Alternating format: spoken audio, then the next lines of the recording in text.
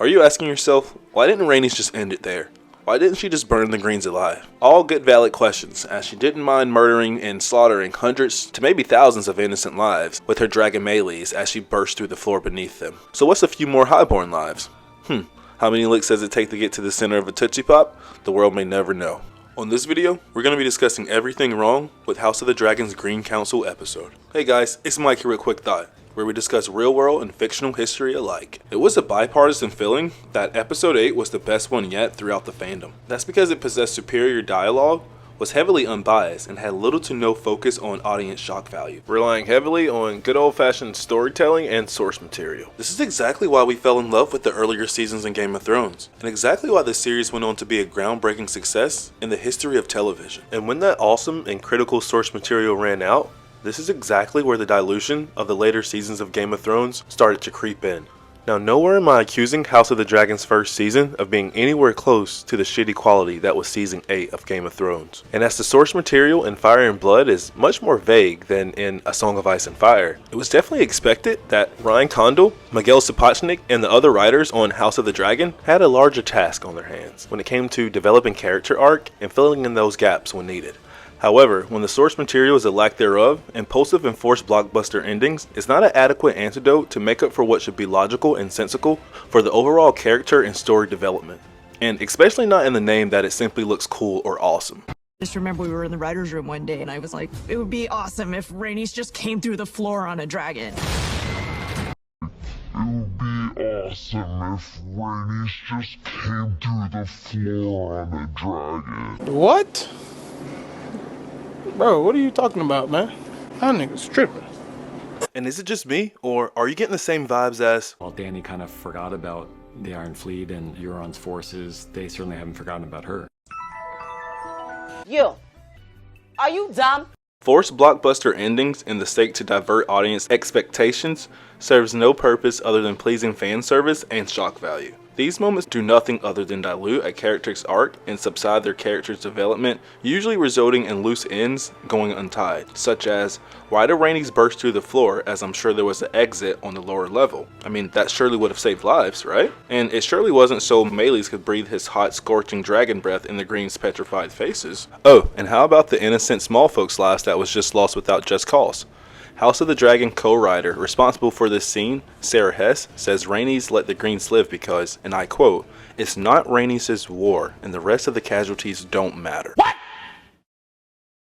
What the fuck? That not only has to be the most dismissive excuse, but also the stupidest one for such an important moment in the story. She could have just said this scene serves no purpose other than fan service and shock value, and I would have accepted it with open arms. Rhaenys invokes the first face-to-face conflict between the two factions when she bursts through the ground, slaughtering hundreds, only for her and Melees to give the Greens the resting bitch face. And you mean to tell me it's not her war? Well, I think we all mean to tell Princess Rhaenys. Well, it's between you two now, little sister.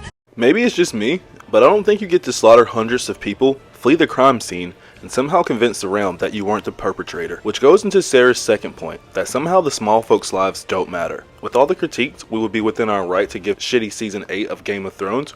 We can't nail them to the stake for the lack of emphasis on the small and common folks' lives. In fact, the small folks' lives play one of the biggest roles throughout Game of Thrones.